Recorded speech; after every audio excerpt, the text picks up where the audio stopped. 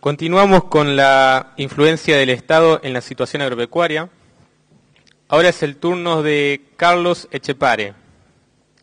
Carlos es analista agropecuario y director de Canal Rural. También se desempeña como asesor de CRA, CARVAP y de empresas privadas de producción y comercialización agrícola.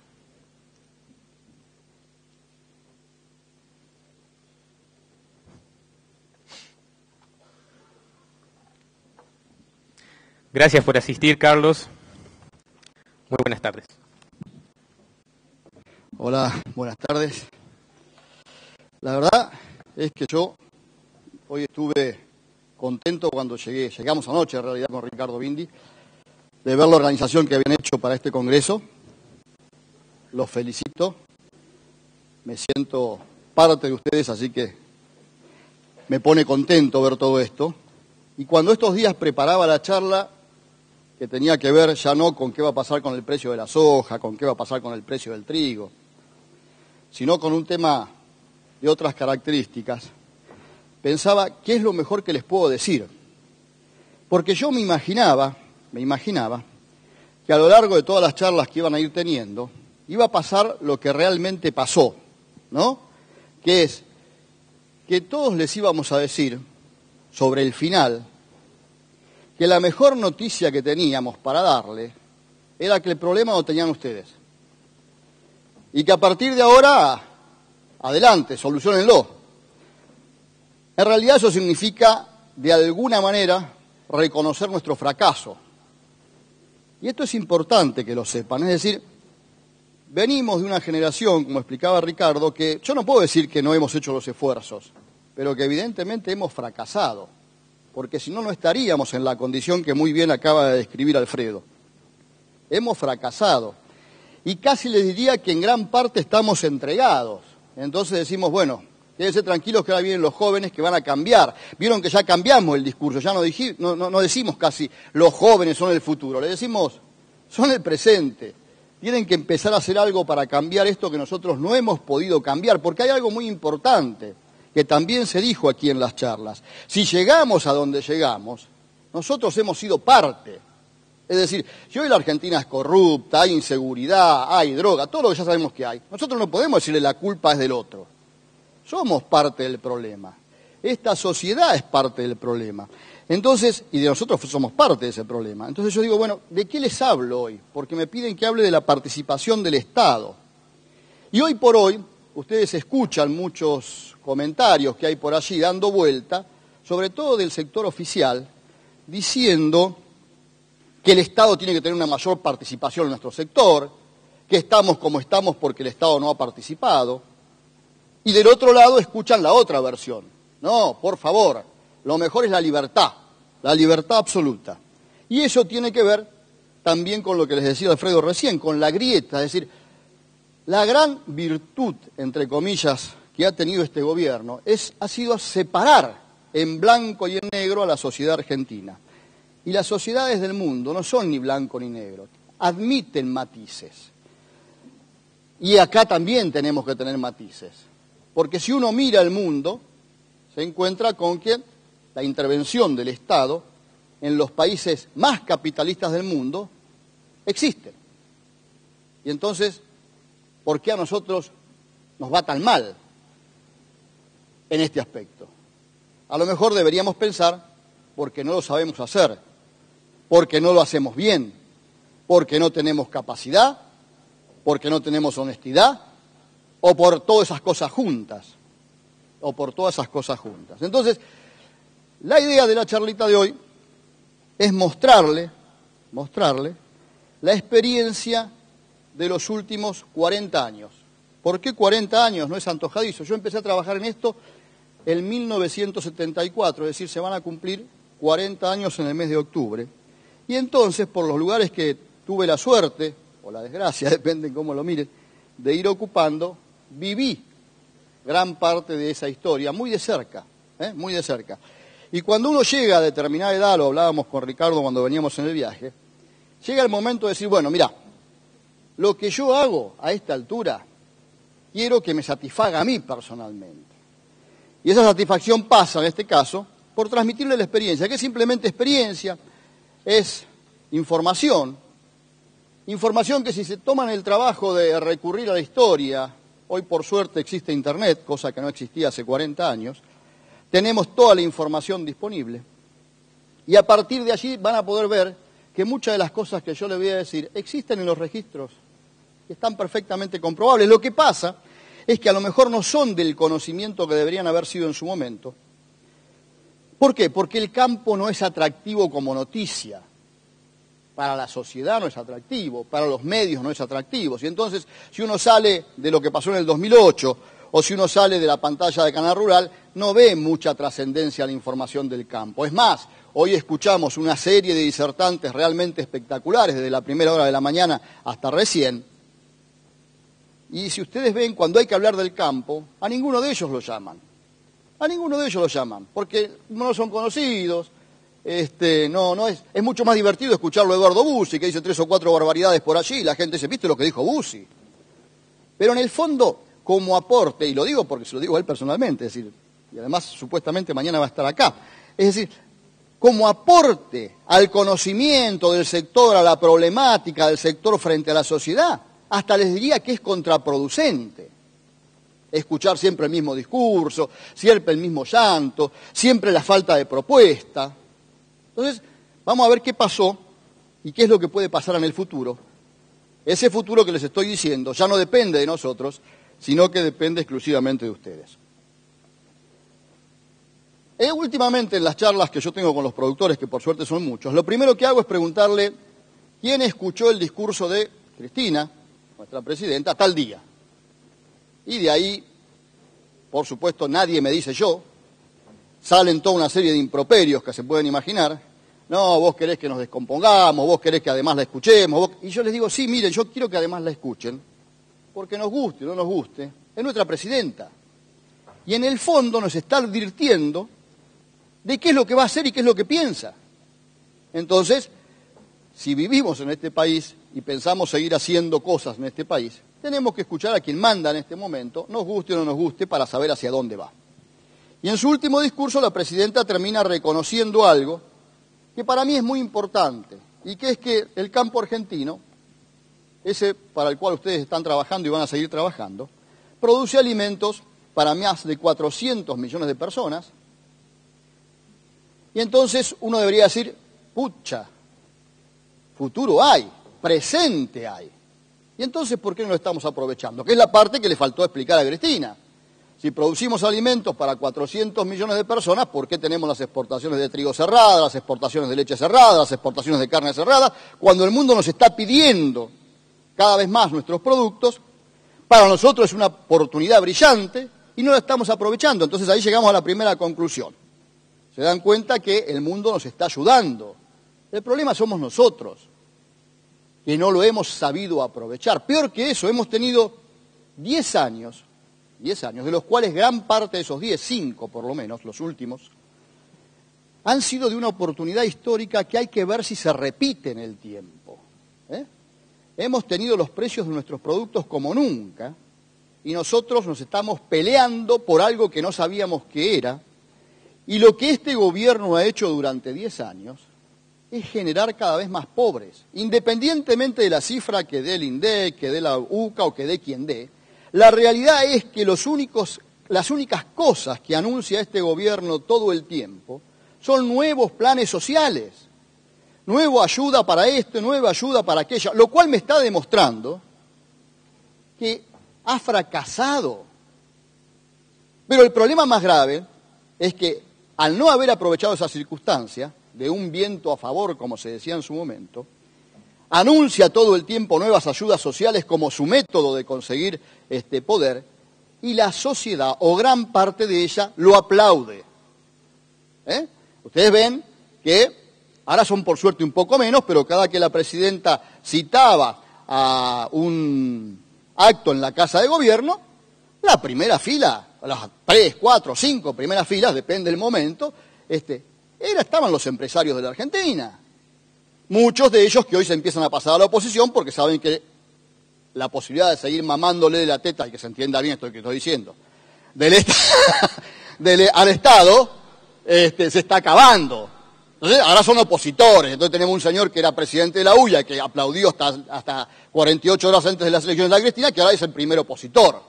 Y está del otro lado. Entonces, esa es la realidad que no podemos desconocer, porque esa es la realidad que ha venido pasando en la Argentina desde hace mucho tiempo. Y fíjense lo que es el precio de los alimentos en el mundo, ¿no?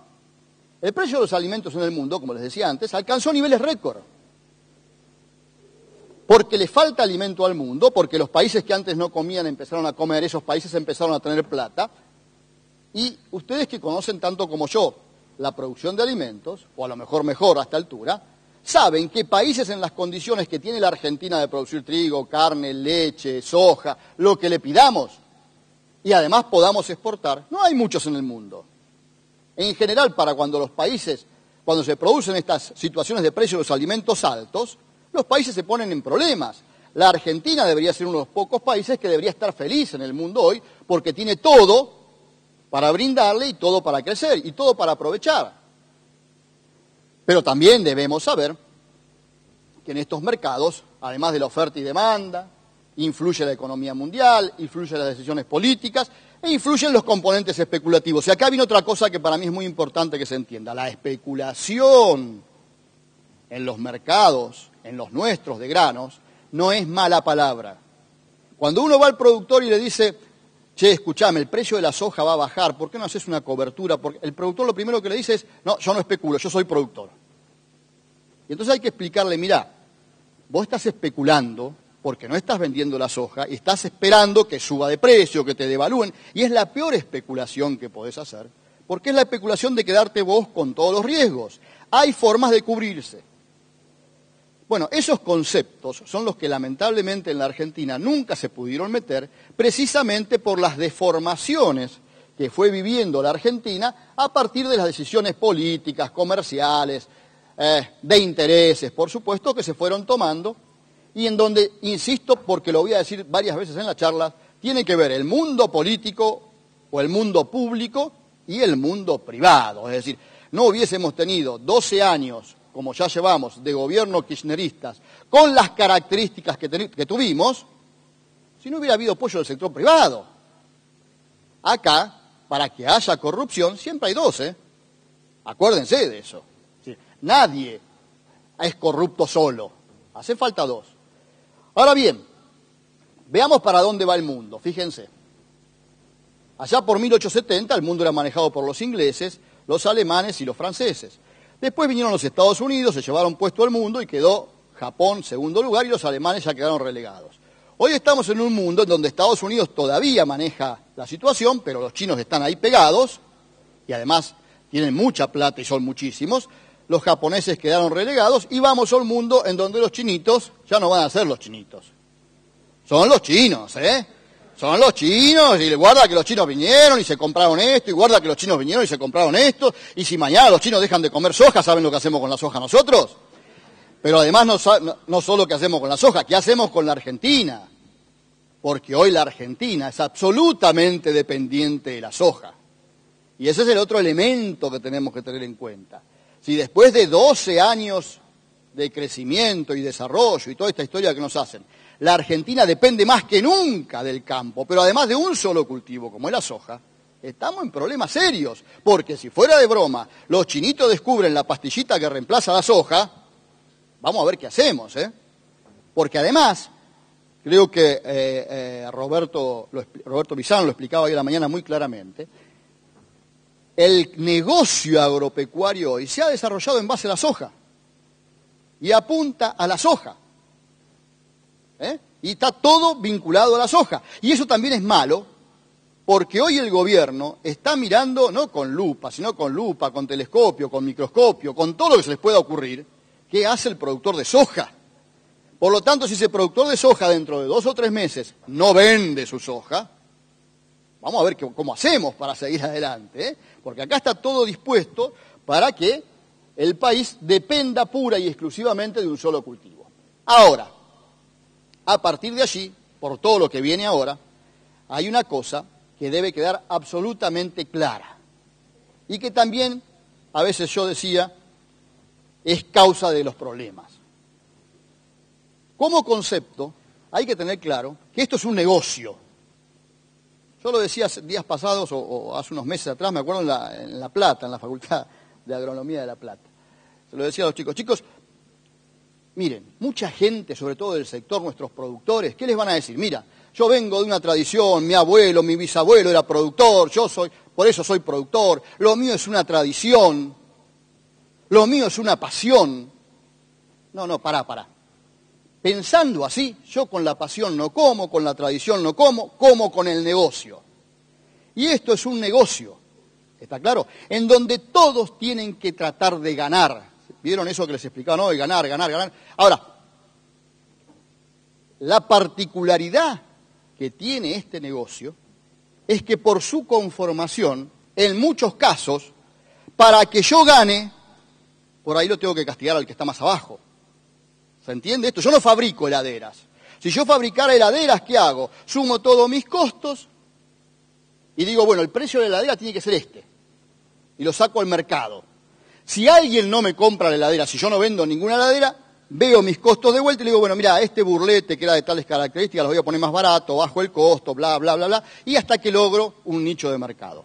Yo produzco hoy soja, para hacer el ejemplo más típico. Y la soja tiene un precio que es el precio que me pagan, ¿quién? Los chinitos. Y los chinitos me dicen $500 la tonelada. Entonces yo cuando vengo acá, $500 la tonelada, digo, bueno, a ver, 35% le tengo que dar a Cris. Entonces, de los 500 le saco 35 para darle a Cris. Y después digo, bueno, a ver, yo me tengo que quedar con un margen. Y aparte de ese margen tengo todos mis costos. Y le saco 10, 20, 30, después lo discutimos, una cantidad X de dólares. Y digo, bueno, entonces al productor argentino me doy vuelta y le digo, che, por tu soja $300. Y el productor me dice, no, pero yo con $300 pierdo plata. Lo lamento, ese es el precio. ¿Me vendés o no me vendés? ¿Entienden lo que le digo? Entonces, partiendo de ese concepto, lo de la tradición, lo de la pasión, es todo muy lindo. Pero fundamentalmente hay que meterse en la cabeza que esto es un negocio. Sobre todo ustedes que van a vivir de esto. Esto es un negocio. Y a partir de eso tenemos que saber que todos los que actúan en esta actividad no tienen que ser ingenuos. Es decir, no se pueden sorprender porque alguien en la cadena trate de sacar ventajas. Porque ese es su negocio, sacar ventaja. Sacar ventaja del otro para ganar más él. Si no, vamos a seguir cometiendo los errores que estamos cometiendo hasta ahora. Fíjense, por ejemplo, vamos a hacer un repaso de las cosas que pasaron. En la Argentina existía una Junta Nacional de Granos. ¿Vieron que ahora están hablando otra vez de la Junta Nacional de Granos? Bueno, esa Junta Nacional de Granos, por ejemplo, que viene en la Argentina desde la década del 30, que se reformuló con los años, que la última gran reformulación fue allá por el año 63, que salió un decreto de ley que fue el 6698/63, que si uno lee los conceptos de ese decreto, dice, esto es lo que hace falta. Hoy hace falta esto. Entonces dice, ¿por qué fracasó en el tiempo? Porque somos un desastre nosotros. ¿Cómo lo aplicamos? ¿Cómo lo hicimos? ¿Cómo lo aprovechamos? Entonces yo les voy a contar un poquito la historia porque ahora vieron que hay mucha tendencia a volver a decir, hace falta una Junta de Granos. Por ejemplo, una de las cosas que hacía la Junta Nacional de Granos era poner un precio sostén, para que el productor se entusiasmara, sembrara, produjera. Como idea, fantástico. Existe en Estados Unidos, existen prácticamente en todos los países del mundo. ¿Qué pasaba en la Argentina? Bueno, la Argentina era un país ya con inflación. Entonces yo le anunciaba al productor, supónganse, en el mes de ahora, en mayo, cuando el productor está por tomar la decisión de siembra, en abril, bueno, miren, este año el precio sostén del trigo va a ser de 3.000 pesos. Si usted no lo logra vender a ese precio, venga a mi estado, que yo se lo voy a pagar 3.000 pesos. Fantástico. Me tapaban de siembra de trigo. Claro, de acá a diciembre, en un país con inflación, los 3.000 pesos se transformaban en 1.500. Cuando llegaba diciembre, yo cosechaba la mercadería, el mercado no me pagaba nada, entonces yo iba a la Junta y le decía, che, tomá, acá tengo el trigo, ¿qué hago? Bueno, guardalo y esperá acá tener los 3.000 pesos. ¿Cómo 3.000? Pero 3.000 eran, sí, ahí 3.000 son ahora. Lo que te dije aquella vez, acá están. ¿Y qué hago con el trigo? Mira, el trigo, entregáselo al molino tal, porque hay que proteger el consumo interno. Es decir, este discurso hace 40 años que lo vienen haciendo. Entonces yo iba con mi trigo, se lo entregaba al molino tal para proteger el consumo interno y el negocio del molino y que hubiera pan en la Argentina. y el molino se lo pagaba 1 año y medio después a la Junta a los 3.000 pesos. Conclusión. ¿Quién perdía? Perdíamos todos, porque alguien ponía toda esa plata, y era el país el que lo estaba poniendo. Entonces el negocio del precio sostén, como mecanismo en sí mismo, es fantástico. Claro, hay que saber aplicarlo. Hace falta idoneidad, honestidad, y no hace falta vivos que se aprovechen. Cosa que en la Argentina no pasó. Esa misma Junta Nacional de Granos, en el año, esta por los chicos no la conocen, es Isabel Perón, ¿no? ¿Saben qué estaba anunciando Isabel Perón ahí? El que está atrás era el jefe de la CGT de ese momento, un señor que se llamaba Casildo Herreras, y unos días antes de que Isabel cayera se borró. Pero así textual, se borró, lo dijo él. Isabel Perón estaba anunciando ahí la estatización o nacionalización del comercio de granos. Había una onda como la de ahora, ¿viste? Es decir, el país estaba al borde de una crisis importante y entonces todo el mundo decía, che, guarda, acá las que se quedan con las grandes son las grandes multinacionales, que se quedan con la riqueza de los argentinos, bla, bla, bla. Hace falta volver a que el peronismo tome la manija y nacionaliza el comercio de granos. Entonces, ¿qué era la nacionalización del comercio de granos? Bueno, que la Junta se convertía en comprador único y exclusivo en el mercado interno y en vendedor único y exclusivo del mercado externo de los granos. Entonces, yo cosechaba trigo, en ese momento no había soja, me daba vuelta, iba a la Junta, le decía toma el trigo, y la Junta se daba vuelta y teóricamente lo iba a poder exportar. Con eso, la Junta me pagaba a mí un precio, por supuesto se quedaba con la gran diferencia que en teoría iba a ser de su venta al exterior, y a partir de allí, ¿saben qué? La famosa redistribución. ¿Oyeron hablar de la redistribución? Hace 40 años que nos vienen hablando de eso. ¿Qué pasó? Muy sencillo, la Junta no estaba en condiciones de hacer el negocio hacia el exterior. Entonces, ¿qué tuvo que hacer la Junta? Cosa que la gente en realidad no se enteró. Golpeó la puerta a los exportadores y le dijo, mirá, yo ya anuncié esto y no lo puedo llevar a la práctica. Entonces vamos a una cosa, yo te doy el trigo a vos y vos exportalo como siempre. ¿Entienden? Nunca esas grandes empresas multinacionales a las cuales se iba a combatir ganaron tanta plata y tan fácilmente como en esa etapa. ¿Quién le iba a comprar a la Junta Nacional de Granos de la Argentina? Salvo esporádicamente Rusia, salvo esporádicamente Cuba, es decir, los países centrales del comunismo. Cuando yo quería exportarle trigo a otros países, o maíz a Europa, le compraban a los exportadores de siempre. Entonces yo debía ir a los exportadores. ¿Y qué hizo el exportador? Y el exportador se sentó, echó a toda su gente, se quedó con una oficinita con un teléfono, total no tenía que salir a buscar la mercadería, se lo daba a la Junta, y toda la cadena del medio participó del negocio porque la Junta, ¿qué hizo? Y yo no puedo administrar el negocio. Entonces le golpeó la puerta a los corredores y le dijo, mirá, te doy el 1% a cambio de que me hagas este trabajo. Y la Junta tampoco tenía estructura de computarización, por ejemplo. Entonces, ¿qué hizo? Le golpeó la puerta a las bolsas y le dijo, che, vos me podés manejar todo el sistema, te pago el 1%. Entonces, terminamos peor de lo que estábamos, supuestamente haciendo algo en favor de la patria. Y igual que ahora, los sectores, sobre todo los más jóvenes, que no conocían todo esto, estaban felices y gritando en el Congreso y en la Plaza de Mayo, que gracias a Isabel se había solucionado el problema y la Argentina había nacionalizado su comercio de granos. Es decir, nunca a quien se suponía que se iba a complicarle la vida, ganó tanta plata. Vamos a avanzar un poquito más. Después de esto, había otro problema. Año 1978, pleno proceso militar. La Argentina tenía muchas limitaciones en materia de infraestructura, prácticamente los puertos no existían como ustedes lo conocen hoy, había muy pocos puertos. Entonces, ¿qué pasaba? En aquel momento, con mucha inflación además, el productor no cobraba la mercadería hasta que no la entregaba. Y esto generaba todo un problema de embotellamiento. Todo el mundo se desesperaba por entregar porque quería cobrar. Había embotellamiento en los puertos se cerraban. Bueno, entonces la Junta, en una muy buena medida que se tomó en su momento, estableció una resolución, que se llamó Resolución 1825. ¿Qué hacía? Independizaba el momento de la entrega del pago. ¿De qué manera lo independizaba? Bueno, yo hacía una operación de venta, conseguía un certificado 1825 que lo emitían los acopios o las cooperativas autorizadas previamente, y eso tenía garantía de cumplimiento de parte de la Junta. Yo iba con ese certificado al exportador, se lo entregaba y el exportador me pagaba, sin que yo le entregara la mercadería. Si yo no se la entregaba, la Junta respondía. El sistema brillante. Solucionó uno de los grandes problemas que había en ese momento. Funcionó, hasta que pasó lo que todos sabemos que termina pasando en estas circunstancias. Empezó uno a no cumplir, empezaron dos a no cumplir, empezaron tres a no cumplir, y al final no cumplía nadie y el Estado ponía. Intervención del Estado, que hubiese sido muy bien utilizada por los privados y todavía estaríamos felices con eso.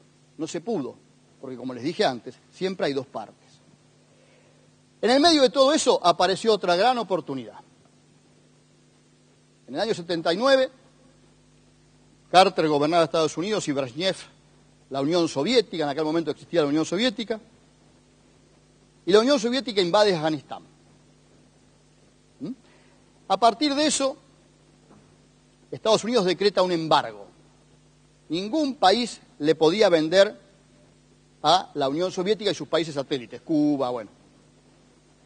Sin embargo, en ese momento, pleno proceso militar, que si había algo que el proceso militar tenía en aquel momento era sometimiento exclusivo a los Estados Unidos. Por lo tanto, se imaginan que todos dijimos, bueno, se acabó el negocio de los granos. Pero ¿qué pasó? Por un misterio de la Argentina no se adhirió al embargo y le siguió vendiendo granos a la Unión Soviética. Granos que, por supuesto, los vendió a precios espectaculares. Le vendíamos trigo, le vendíamos maíz, le vendíamos sorgo, había mucho sorgo en esa época. ¿Quién le vendía? Las mismas empresas. Aquellas empresas que tenían sede en Estados Unidos y que Estados Unidos decía que no se le podía vender, desde la Argentina le vendían. Claro, había que seguir con el negocio. Y la Argentina estaba dispuesta a continuarles el negocio a través de la intervención. Pero no solo eso, la Argentina cometió uno de los grandes errores que no se pueden cometer en los mercados, que es mentir. Esto que ustedes ven acá es lo que le dijo el presidente de la Junta Nacional de Granos de ese momento, un señor que se llamaba David Lacroze, que se llama porque todavía vive, y que después hizo muy buenos negocios con Rusia, valga la redundancia, a quien era el comprador ruso, que era una firma que se llamaba Sporlep, que era una firma... Y entonces, ¿qué había dicho la Argentina? La Argentina se había comprometido frente al mundo, que está bien, que no iba a cumplir con el embargo, pero que, por supuesto, no le iba a vender más de lo que ya le vendía a los rusos. Mentira. Es decir, eso frente al mundo. Frente al ruso le dijo, mirá, quédate tranquilo, Víctor. Esto lo dijimos, pero no lo vamos a cumplir. Te vendemos lo que queremos. Y además no solo le vendimos lo que quisimos, sino que le cobramos precios exorbitantes. Por supuesto, después, durante mucho tiempo, la Argentina pagó el costo de ese incumplimiento frente al mundo. Pero llegó el Alfonsín, llegó la democracia y dijimos, ahora sí cambia todo. Y ustedes me dicen, ¿por qué no marcás tanto los cambios? Porque también hay otra cuestión que seguramente se va a dar dentro de un par de años, que es que cada que cambia el gobierno, y miren las estadísticas, se produce un fenómeno muy particular, como el productor agropecuario es un hombre de fe, como yo le digo, cree que el que viene va a ser distinto y se larga a producir a lo loco. Y eso es lo que permite, si ustedes observan, que en general los 2 primeros años de los gobiernos sean buenos, hasta que el gobierno se aviva de la debilidad del sector desde el punto de vista de su defensa y se empieza a aprovechar. Bueno, entonces cuando viene la democracia, Alfonsín, con todo el impulso que significaba eso, pone sus ojos, en aquel momento había un ministro de Economía que se llamaba Bernardo Greenspan, un tipo que conocía bastante el tema, entonces pone sus ojos en, a ver qué pasa con los granos, que son los que nos dan de comer. Y se empiezan a dar cuenta que había una serie de pequeños negocitos que intentan destruir. Uno de esos negocios, imagínense, la economía estaba con serios problemas, teníamos inflación, había varios tipos de cambio, esto de que hubiera varios tipos de cambio no es nuevo en la Argentina, teníamos retenciones muy altas, no es nuevo tampoco esto, teníamos tasas de interés y teníamos un sistema que se llamaba prefinanciación de exportaciones, que significaba el exportador traía la plata hoy, supónganse, la manejaba durante casi un año, la convertía a pesos, hacía todas las diferencias por los mecanismos financieros y dentro de un año se dedicaba a comprar el grano, compraba 2 o 3 veces lo que había podido comprar originalmente, hacía su gran diferencia, sacaba la plata. Bueno, Alfonsín ve esto e intenta corregirlo. Entonces dice, la prefinanciación, que en ese momento era de 365 días, es decir, yo podía manejar la plata un año en la Argentina y al cabo del año recién liquidarla, dice Alfonsín, se acaba. Le duró una semana. A la semana dijo, bueno, vamos a darle 30 días. A los 30 días dijo, ¿tampoco va? No, tampoco va. 6 meses. Y así fue, terminó Alfonsín con 1 año. Pero sobre todo después lo que pasó con Alfonsín, es que Alfonsín, lamentablemente, económicamente la cosa era muy complicada, generaba devaluaciones todo el tiempo. Devaluaciones que, oh casualidad, siempre este señor que hacía la prefinanciación, y que por lo tanto la devaluación lo podía afectar si lo agarraba mal parado, se enteraba antes. ¿Vieron esas cosas raras que tiene la Argentina que era un secreto, pero siempre el interesado lo sabía? Bueno, eso pasaba en la Argentina de los 80. Pero un día ese misterio se rompió. ¿Por qué? Y porque el contexto social era complicado, Alfonsín tenía los paros que ustedes ya sabían, bueno, todo lo que le pasaba a Alfonsín en ese momento, y un día, por alguna razón, el misterio se rompió. Fue la última devaluación de Alfonsín. La devaluación del 6 de febrero. Esa no sabía nadie. Y los agarró mal parados a los muchachos. Y los muchachos se le hicieron pagar. A partir de la hiperinflación, le vaciaron el Banco Central, hubo desabastecimiento y Alfonsín se tuvo que ir. Claro, cuando yo digo les vaciaron el Banco Central, digo algo parecido, pero por otras causas, a la que ustedes escuchan hoy. ¿Saben cuánta plata había en el Banco Central cuando se fue Alfonsín? En las reservas famosas. 80 millones de dólares. 80 millones de dólares quedaban en el Banco Central. Hubo elecciones y ganó la Nueva Esperanza de los argentinos. El candidato de los argentinos. Pero previo a esto, y acá vienen los errores propios que yo quiero marcar, Alfonsín fue abucheado, insultado, en el predio de la Sociedad Rural Argentina cuando fue a inaugurar la exposición rural. Cosa que no pasó con ningún presidente en la Argentina. En la Sociedad Rural los productores agropecuarios que estaban allí lo insultaron de arriba abajo, no lo dejaban hablar a Alfonsín. Claro, era un gobierno que recién estaba tratando de sostener la democracia y se bancó muchas de estas cosas. Como también cometió muchos errores, cada cosa en su contexto.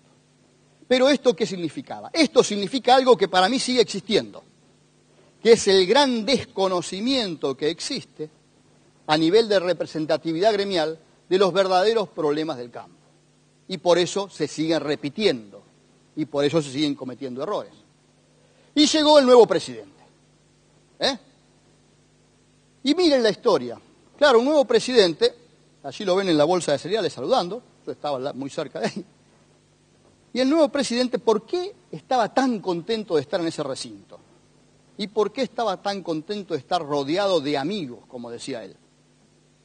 Por una sencilla razón. Yo les dije, quedaban 80 millones de dólares en el Banco Central. Había que ver cómo generamos la plata para empezar a hacer la transformación. ¿Se acuerdan? Bueno, ustedes no se acuerdan, porque muchos ni habían nacido. Era la revolución productiva, el salariazo y todo eso que Menem había prometido. Y entonces, por supuesto, ¿a quién recurre? A lo de siempre, al campo. Pero en este caso, los exportadores. Y le dice, muchachos, ¿cómo pueden ayudarme? Y los exportadores dicen, mira, tenemos 800 millones de dólares, se la hago corta. Acá están. ¿Qué te pedimos a cambio? Una tasa de interés, 18%, que nos des las próximas 2 cosechas de trigo para exportar con seguro de cambio. Y algo más. ¿Por qué nadie se preocupa en investigar por qué el primer año y medio de Menem le entrega el Ministerio de Economía a lo que en ese momento era Bunge y Born? Ustedes saben esa historia. Nadie nunca se preocupó en averiguar por qué. Y había que cuidar los intereses. Y los intereses yo los cuidaba desde el Ministerio de Economía. Tanto es así que el primer ministro de Economía que Menem pone, un señor Roy, que era el CEO, lo que hoy sería el CEO de Bunge y Born, se muere a los 45 días, pobre tipo. Una cosa era manejar Bunge y Born, otra cosa era tratar de manejar el país con Menem y el peronismo y todo lo que significaba atrás. A los 45 días se muere. Y no vamos a buscar otro ministro de Economía, vamos a buscar al segundo de Bunge y Born para que lo reemplace, que era un señor Rapanelli. Ahora, esto en la Argentina nunca se habló, nunca se comentó, nunca se debatió. Y entonces ahí es donde empieza la convertibilidad poco tiempo después. Y por supuesto, el campo, una vez más, hay que saber, y debe saberlo, que esos favores se pagan.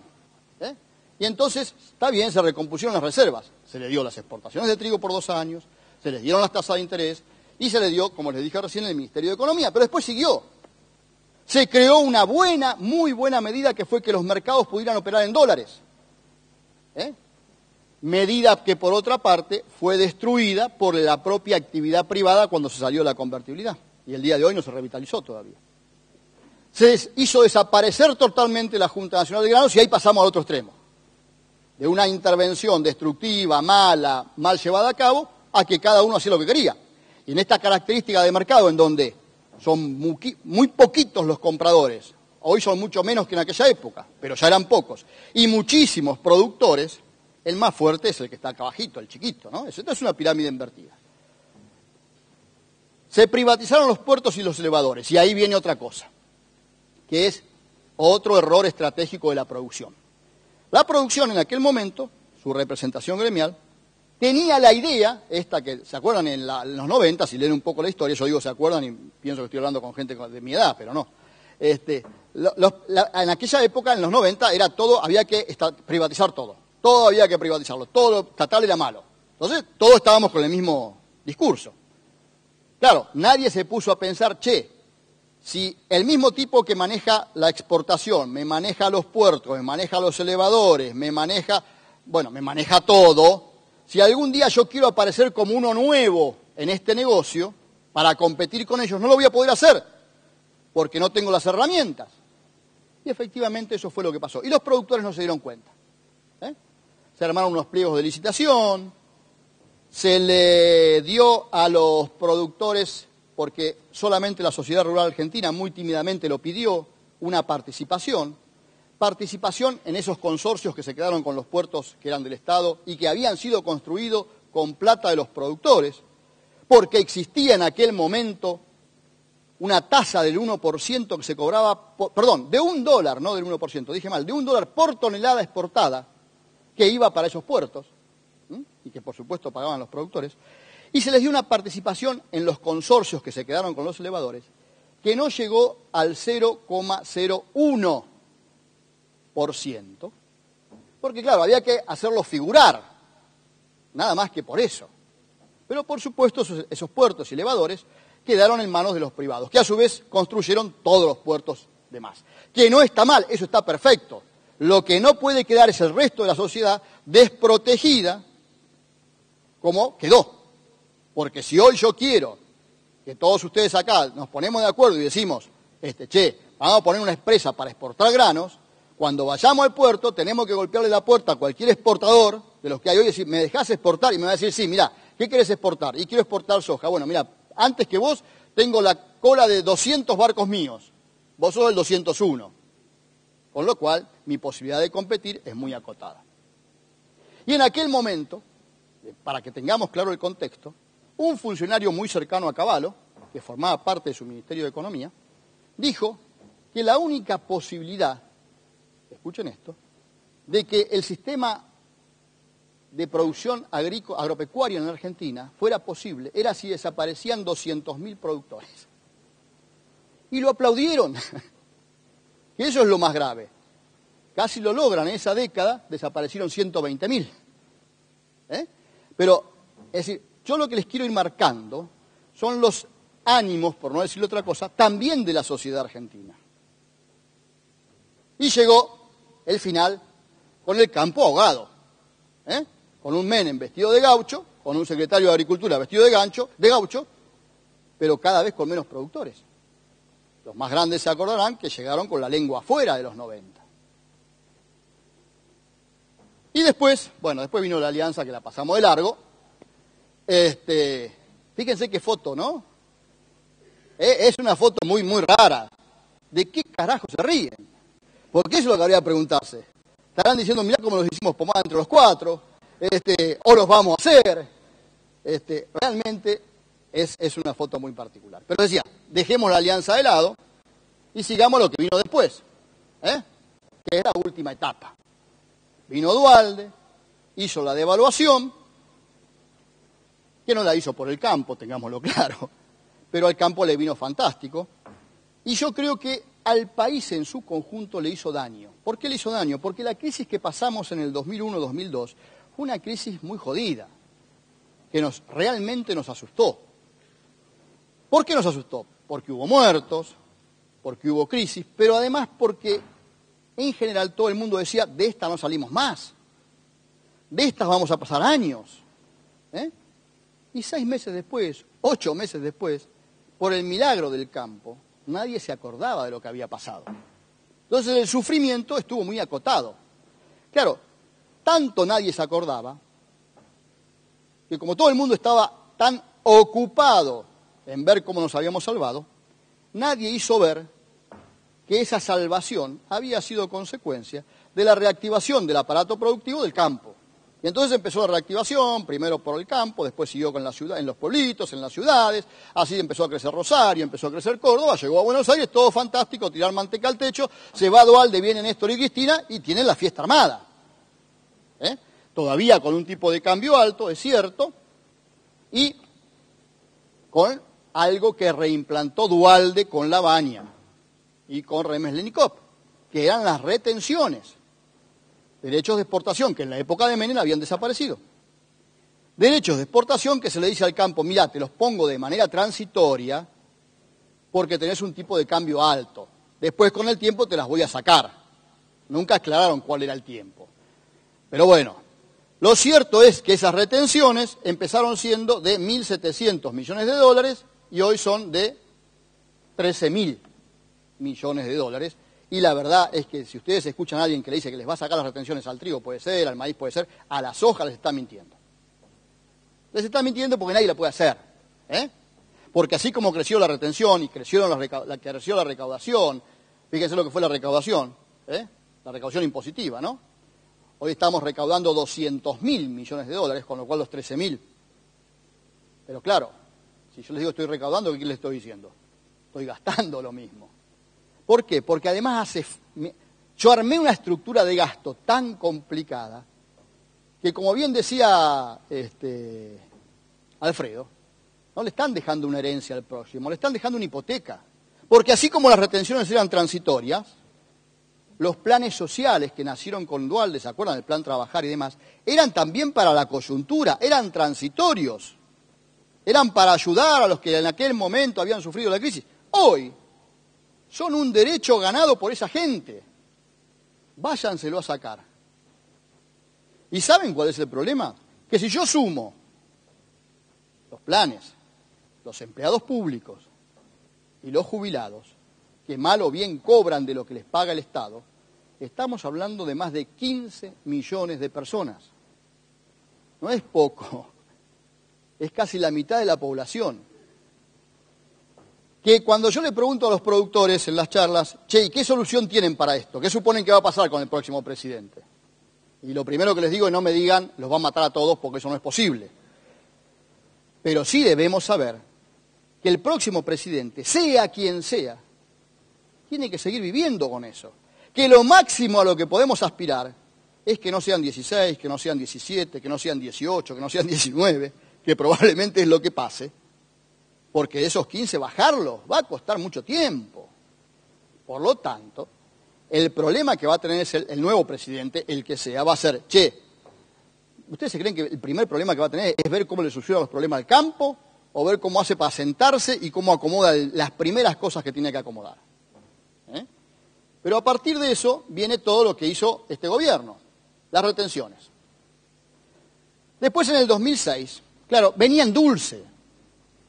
El tipo de cambio era alto, el campo crecía en su producción y empiezan a darse las primeras señales de una fuerte recuperación de los precios en el mercado mundial. Entonces ahí empieza, ¿qué cerraron primero? Las exportaciones de carne, ¿se acuerdan? Y poquito tiempo después las de trigo. Y ya ahí empezamos a hacer el zafarrancho, año 2006. Pero el gobierno, y acá viene la otra ingenuidad de muchos, es suponer que el gobierno no sabe lo que hace. Tanto sabía el gobierno que lo que estaba haciendo era un desastre con los productores, que en enero del 2007, ubíquense por favor, enero del 2007, todavía Néstor Kirchner presidente, no habíamos tenido las elecciones, aumenta 4 puntos las retenciones a la soja la lleva de 23,5, miren qué mundo, 23,5 pagaban en aquel momento, a 27,5. ¿Por qué? Porque le dijo a la sociedad, y en especial a los productores agropecuarios, que esos 4 puntos de más de la soja iba a ser para devolverle la plata a los productores de trigo, que por haber cerrado las exportaciones estaban perdiendo plata. Por suerte nadie gastó a cuenta porque no hubiese cobrado nunca. Ahora, fíjense lo que estamos hablando, año 2007. Después de eso, las elecciones, gana Cristina, y en noviembre del 2007 aumenta las retenciones Néstor para dejar una herencia mejor a Cristina. Y nadie dice nada. ¿Por qué? Porque como los precios en el mundo subían, los aumentos de retenciones se compensaban por mayores precios. Lo que el productor no evaluaba era el daño que eso significaba a futuro. Cristina gana en octubre, y ahí se inventa, antes de que Cristina gane, el sistema de compensaciones a través de este fondo que yo les acabo de comentar, que era un invento supuestamente para devolverle a los productores, y se arma, no, después, en vez de dárselo a los productores, se la damos a los molinos, en el caso del trigo, para que los molinos se lo den a los productores. Parecía joda, pero así fue. Por supuesto, olvídense. Llegaron a cobrarle al productor el flete y el contraflete, porque en un momento, como en todo el mundo le decíamos, che, a los productores no está volviendo nada, Entonces empezaron a controlar un poquito los molinos. Y los molinos, y esto lo han podido comprobar con algunos de sus padres y productores, le hacían firmar un papel a los productores diciéndole que como que le pagaban el precio lleno, y no se lo pagaban, porque había otro contradocumento que significaba el verdadero negocio, para que el molino cobrara la compensación. Es tanto el escándalo de las compensaciones que llega un momento, y ustedes lo saben, que Cristina desarma la ONCA, porque ya el nivel de corrupción era tan grande, cualquiera cobraba compensación siempre y cuando pasara por caja previamente, y hubo compensaciones para los filoteros, y hubo compensaciones para había compensaciones para todos, por supuesto, previo pago de un peaje, ¿no? Entonces Cristina, cuando esto es un escándalo, se descubre un feedlot de Echegaray, que Echegaray pagaba y cobraba, bueno, esas cosas que tenemos nosotros, desarma la ONCA y dice, se acabó el problema. Ahora, la semana pasada salió un informe de la Auditoría General de la Nación donde da a conocer toda la investigación que hizo y, por supuesto, descubre todo esto. Ahora habrá que ver qué pasa. Ya ahora es tanta la corrupción que una más pasará desapercibida. Inventan el trigo plus y el maíz plus. ¿Qué era el trigo plus? Dijo un día, anunció Cristina, que si los productores pasaban de tanta tonelada de trigo, le iba a devolver 1 punto por cada millón de toneladas de trigo de más que produjeran. Nadie se acuerda de reclamar nada. Después, otro año siguiente, le dijo, no, ahora cambiamos el sistema. Aquellos productores que produzcan menos de 800 toneladas de trigo, les voy a devolver la plata de las retenciones. Por supuesto, nada de eso se cumplió. Y la última es este fideicomiso que aumentaron para este año, en el cual le dijeron a los productores, le vamos a devolver, ¿se acuerdan? La plata que hoy deben estar cobrando todos, me imagino yo. Entonces, ¿de qué se pueden extrañar? ¿Ha habido intervención o no ha habido intervención? Hay intervención. Hace 40 años que hay intervención. ¿El problema cuál es? El problema es que tuvimos otra intervención más, que fue la 125. Y fíjense, esta foto no es una foto que es trucada ni nada, es el día que le anuncia la nueva estrella de la oposición, matándose de risa. Ahí Lustó estaba anunciando la peor medida que tomó la Argentina en muchísimo tiempo. Y miren la cara del que está al lado, que era el secretario de Agricultura, que no tenía ni idea de lo que estaba anunciando el ministro. Pero no es chiste, es así como se los cuento. Y el ministro estaba anunciando una barbaridad. Pero además de eso, como después vino la reacción del campo y todo lo que saben, hay otra cuestión que para mí me preocupa, porque otra vez el campo se equivoca. Y ustedes me dicen, ¿en qué se equivocó con la 125? Bueno, en que nunca más, por lo menos yo no lo voy a ver seguramente, vamos a tener la posibilidad que tuvimos cuando fue la 125 de tener a todo el campo más o menos unido, con un gran apoyo de la sociedad, y que era el momento para reclamar más cosas. No solamente enfocar la pelea en ese tema. Había muchas más cosas para reclamar.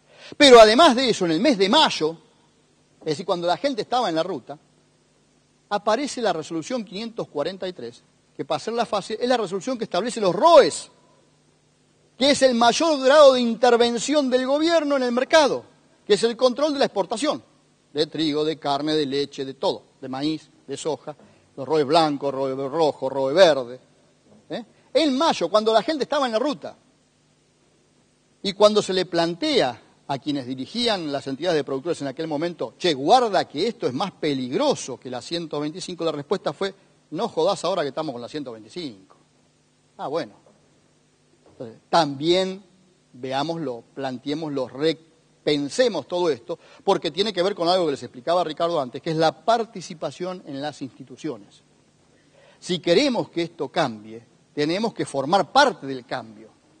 Si no, se van a cometer los mismos errores que venimos cometiendo hace 40 años, que es lo que yo les puedo contar. ¿Por qué? Fíjense, la producción de granos, a pesar de todos los problemas que había en la Argentina hasta el año 2008, hasta el 2008 venía creciendo. Porque se incorporaba tecnología y el productor incorporaba tecnología porque tenía, bueno, en algún momento un tipo de cambio favorable, en otro momento lo ayudaron los precios, había algunos insumos que efectivamente estaban subsidiados como el gasoil y todavía tenía cierta confianza. A partir del 2008, cada vez le cuesta más y de hecho la producción no creció más.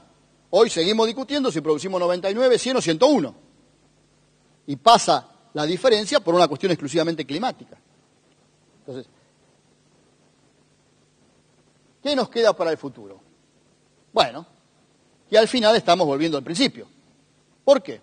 Pongan esa foto que ustedes ven ahí, donde está Carlos Menem, los otros dos no sé quiénes son. Eran aprendices en aquel momento. Llegamos a el año 2012. Y en el año 2012 le pasa al gobierno la primera señal que pasa desapercibido para todos, que es a mitad de año, junio, se quedan sin plata, igual que ahora. Y en junio, llaman a los exportadores y le dicen, che, ¿por qué no exportás? Y no exporto porque no hay. ¿Cómo que no hay? La soja se había perdido por la seca, ¿se acuerdan? Y entonces, ¿ahora qué hacemos? Y dejanos exportar el trigo que tenemos guardado. Ah, ¿tenés trigo para guardado? Sí, tengo un montón, que si no me dejaste exportar. Ah, vendelo todo. Tráeme los dólares.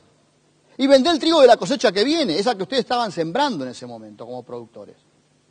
No, pero ¿cómo vamos a vender? Y la mesa de los argentinos no importa, la mesa de los argentinos después nos ocupamos. Y así fue como se vendió todo el trigo viejo, se vendió todo el trigo que no se había cosechado, que cuando se cosechó no estaba. Pues se había perdido por el clima, ¿se acuerdan? Y por eso es que tuvimos en riesgo el año pasado de que faltara trigo. Porque el Estado hizo exportar 6 millones de toneladas cuando en realidad no se podían exportar 6 millones de toneladas. Pero, claro, los exportadores se sentaron sobre el trigo que tenían comprado y dijeron a la industria molinera, ¿querés trigo? Ahora vení, págamelo. Pues yo tengo que recuperar lo que le pagué al gobierno de más, lo que le pagué a los productores, las multas que estoy pagando por no poderle cumplir al de afuera con los contratos, porque ahora el gobierno dice que no puede exportar lo que me dijo que podía exportar. Y por eso el trigo llegó al precio que llegó. Pero así zafó en el 2012 hasta que llegó la nueva campaña, que fue la campaña del año pasado. ¿Pero qué pasó el año pasado? Claro, cada vez la plata, como se va anticipando, y además voy gastando cada vez más, y encima los precios me bajan un poquito, y por ahí la cosecha en vez de 50 son 48, como fue el año pasado, y por ahí el productor en vez de venderla toda empieza a vender un poquito menos porque ve que la economía está complicada. Llegamos a enero de este año, y en enero de este año el gobierno desesperado porque no hay dólares, y empieza a protestar otra vez contra los productores. En enero, reclamándole que vendan soja. ¿Qué soja? Porque la soja que había era la soja normal, casi les diría, para enero.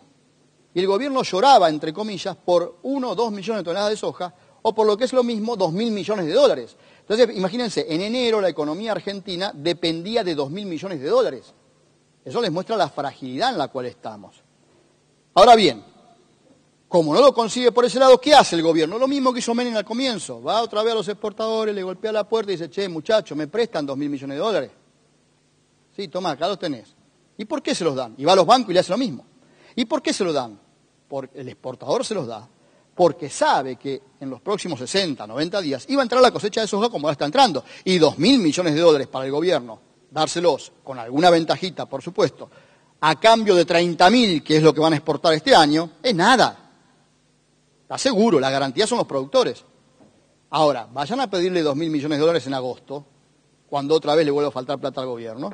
¿Ustedes se creen que se la va a dar? Seguramente las condiciones van a ser otras. Entonces estamos igual que al principio. Después de varios años, volvemos al principio.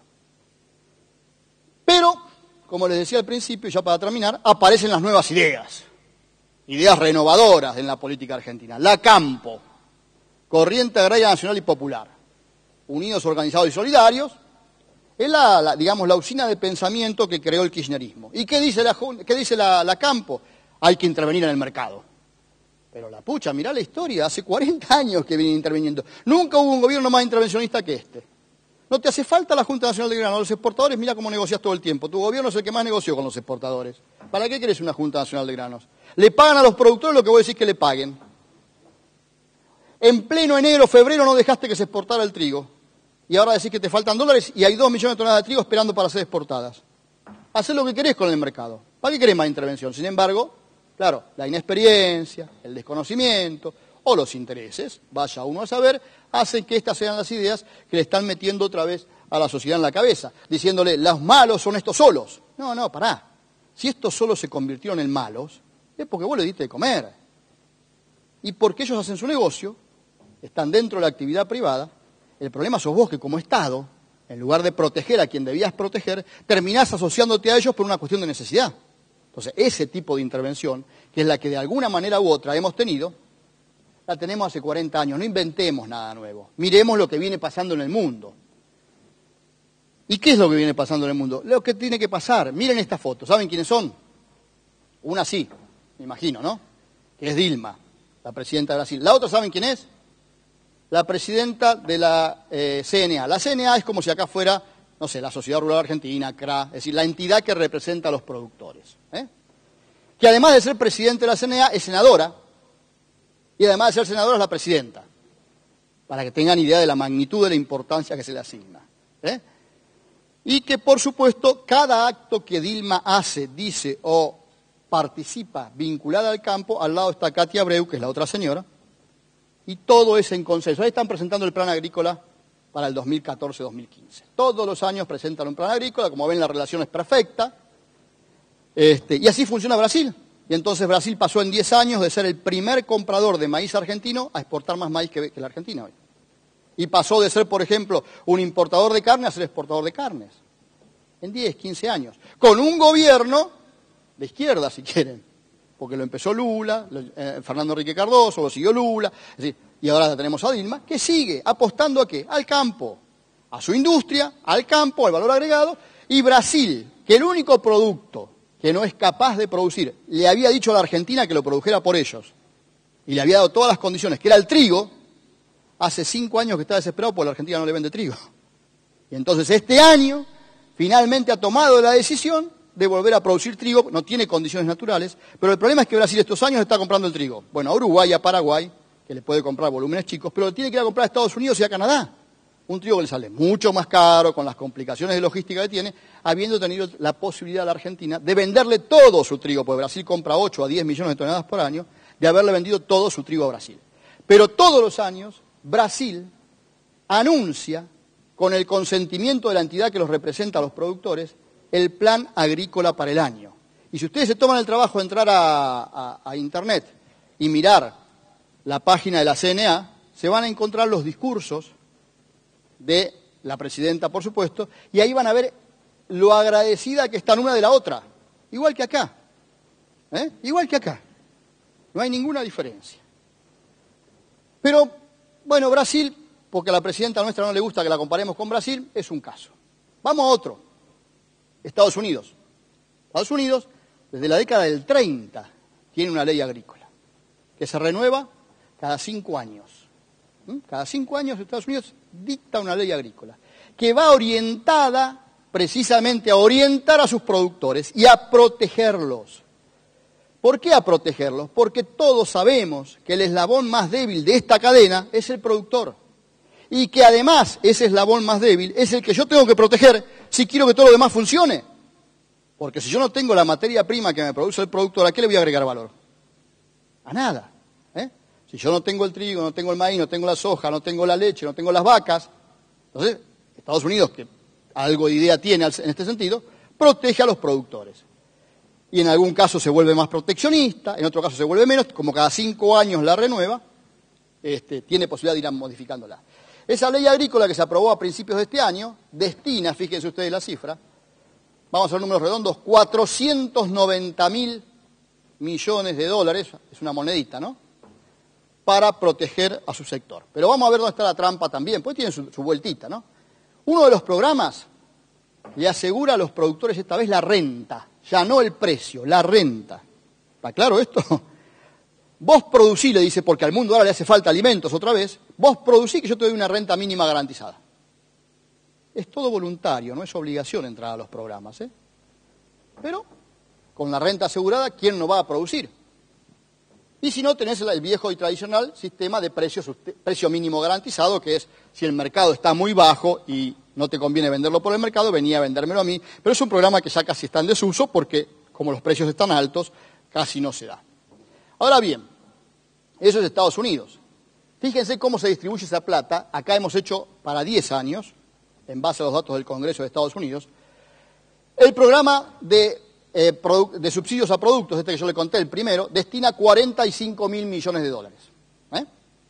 El segundo programa, que es la conservación de los suelos, imagínense acá un programa de conservación de los suelos que le dé plata a los productores por guardar el suelo, destina 58.000 millones de dólares. Seguros agrícolas. Ustedes saben que el productor de Estados Unidos ganó más plata con la seca del maíz que si lo hubiese cosechado. ¿Saben por qué? Porque como el Estado le subsidia la prima de seguro, fíjense que destina 90.000 millones de dólares, todos tienen seguro. Entonces, cuando le vino la seca, el poquito maíz que pudieron cosechar lo vendieron a un precio mucho más alto porque había subido el precio del maíz y el resto lo cobraron por el seguro. En definitiva, la ecuación les dio mejor que si hubiesen cosechado todo el maíz. Y después tienen también sus planes trabajar, que están dentro de la ley agrícola, pero que no son para los productores, pero como forman parte del sistema de alimentación, lo involucran dentro de la ley agrícola, que son los bonos de alimentación. Estados Unidos le da a alrededor de 50 millones de personas un bono de alimentación de aproximadamente $150 todos los meses para que compren alimentos. Es un bono de alimentación. Pero también está formando parte de la ley agrícola. Esto que muestra que en los próximos 10 años Estados Unidos va a destinar 956.000 millones de dólares a apoyar al sector. Igual que acá. País capitalista. Después nos vamos a la Unión Europea, pero ya son más sofisticados, ya están pensando en otra cosa, están pensando en la conservación, están pensando en el medio ambiente, es otra cosa, pero bueno, les van a destinar 408.000 millones de euros. Porque además uno de los objetivos de estos países es que la gente se quede en el campo. No se olviden también de eso. Necesitamos que la gente se quede en el campo. Entonces, no le tengamos miedo a hablar de intervención, porque la existe y es necesaria. El problema es quién la lleva a cabo y cómo se hace. Entonces ahí volvemos a lo mismo. Para que un Estado pueda intervenir, debe ser independiente del poder económico. Necesariamente tiene que tener la libertad de ser independiente del poder económico. Porque si no, el poder económico le va manejando la intervención. Mucho más en un país como nosotros, que dependemos del campo. Por lo tanto, al depender del campo, ¿yo a quién le voy a pedir la plata para que me dé el subsidio? ¿A la industria automotriz? ¿A la maquinaria? ¿A los software? ¿A quién? Al revés, todo viene y me sacan a mí. Eso también debemos tener consciente. Entonces, fíjense que tenemos una sociedad, y algo decía Alfredo hoy, en donde la sociedad argentina considera que es mucho más importante quien transporta la cosecha, entre comillas, Moyano, que quien la produce. ¿Se dieron cuenta de eso? Entonces va a ser muy difícil cambiar esa mentalidad, porque tenemos todo dado vuelta. Entonces el desafío que tienen ustedes, lamentablemente, es mucho más grande, porque la clase política actúa en función de eso. ¿A quién le va a dar más importancia? ¿A la reacción de Moyano o de la mesa de enlace? Está a la vista. ¿Y quién es más importante para que nosotros podamos comer todos los días? ¿Moyano o los productores agropecuarios? Entonces, si le encontramos una respuesta a eso, a lo mejor nos vamos a dar cuenta que muchas de las cosas que están pasando también están pasando porque nosotros o miramos para otro lado o no nos ocupamos como corresponde. O no participamos como debemos participar, como sector. Para ir terminando, si no nos hemos dado cuenta en estos 12 años que la clase política argentina construye su poder sobre la miseria, estamos en problemas. Por eso es que todo el tiempo tenemos anuncios de planes, del oficialismo y de la oposición. El poder de la clase política argentina hoy depende de la miseria de la gente. Cuanto más miseria haya en la gente, más dependen de mí, que soy el que les va a dar 10 pesos más o 10 pesos menos. Y eso tenemos que ser conscientes, porque a eso me parece a mí que es lo que tenemos que apuntar. Nosotros con lo último que nos queda, si ustedes con todo lo que tienen por delante. Si no entendemos eso, va a ser muy difícil que esto cambie. ¿Por qué? Porque otra cosa que no debemos olvidar es que, ojo, los dirigentes no nacen de un repollo, somos nosotros mismos, son parte de nuestra sociedad, nacen de nosotros. Y si nosotros no nos involucramos, no pedimos el cambio, no le mostramos a la sociedad que es necesario que esto cambie, no empezamos a trabajar en todo eso, que va a llevar mucho tiempo y por eso el desafío más grande lo tienen ustedes, va a ser muy difícil que esto realmente cambie. Entonces, el futuro ya no es el futuro, es el presente, pues no tenemos tiempo. El mundo nos está esperando. Ahora, ojo, algún día, insisto, los chinos van a descubrir la pildorita que reemplace la soja. Y ese día, preocupémonos, pero tenemos que estar preparados para que eso llegue. El mundo, como les dije antes, la Argentina hoy ya está, miren, aún de todos estos problemas que yo les dije, sigue creciendo con 400 millones de habitantes que podrían comer de lo que nosotros producimos. Ahora, aprovechar esa oportunidad depende pura y exclusivamente de nosotros, así que para el desafío, mucha suerte.